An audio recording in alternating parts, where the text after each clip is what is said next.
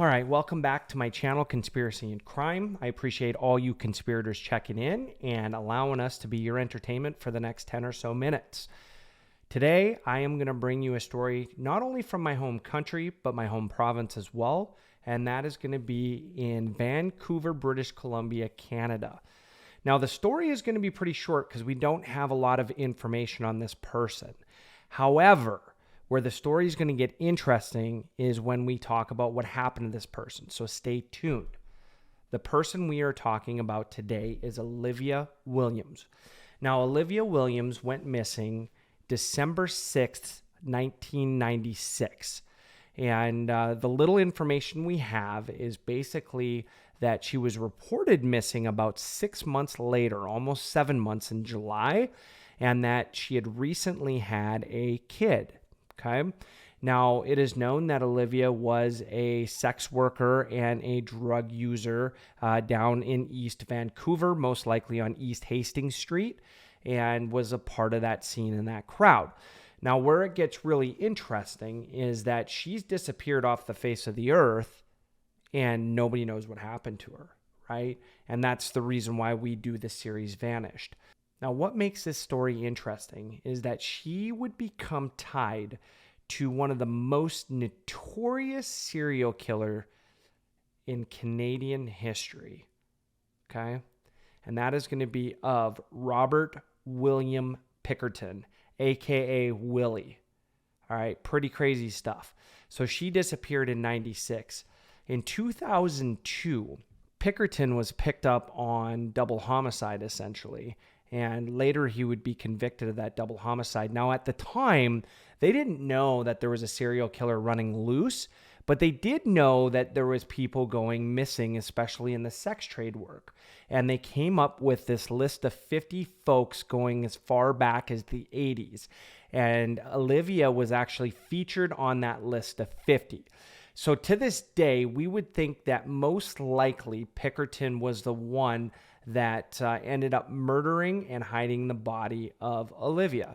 But we can't prove that per se for sure because she's not one of the names from the DNA testing that has come back yet. But it is said that Pickerton was convicted of 6 of those murders and 49 of them he confessed to. So that leads me to believe that's 49 plus the 6 that died. That's 55 folks that he's saying basically he had something to do with their disappearance.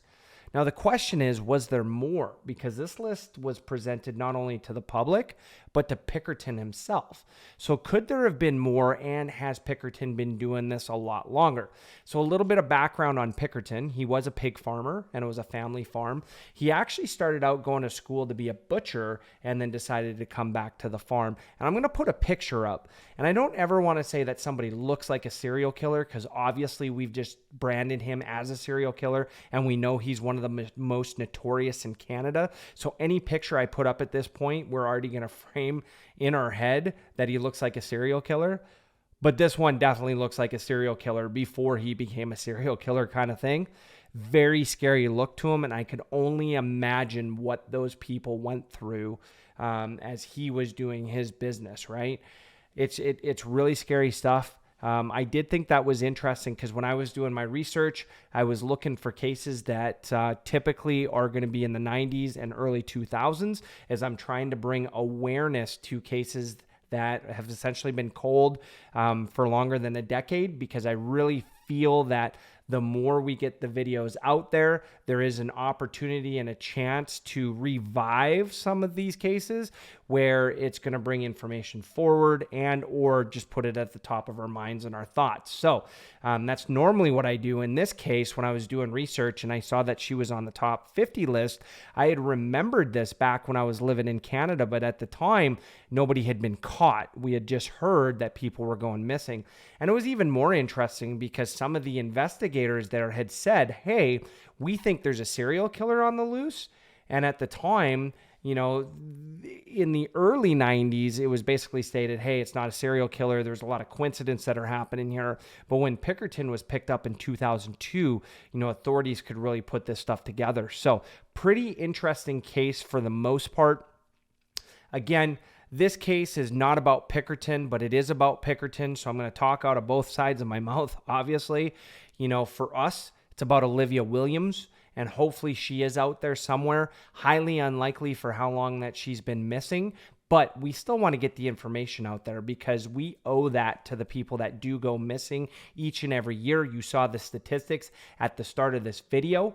Between the US and Canada, there's over 6,500 people that just vanish and never come back, never to be heard from again. That is absolutely insane. If we could just bring attention to 1 or 2 a week, then we might be able to make a difference. So on that, conspirators, I appreciate you giving me the opportunity to really be your entertainment for the 10 or so minutes. Hopefully I'm bringing you just enough information to get you curious so you can do some of your own research.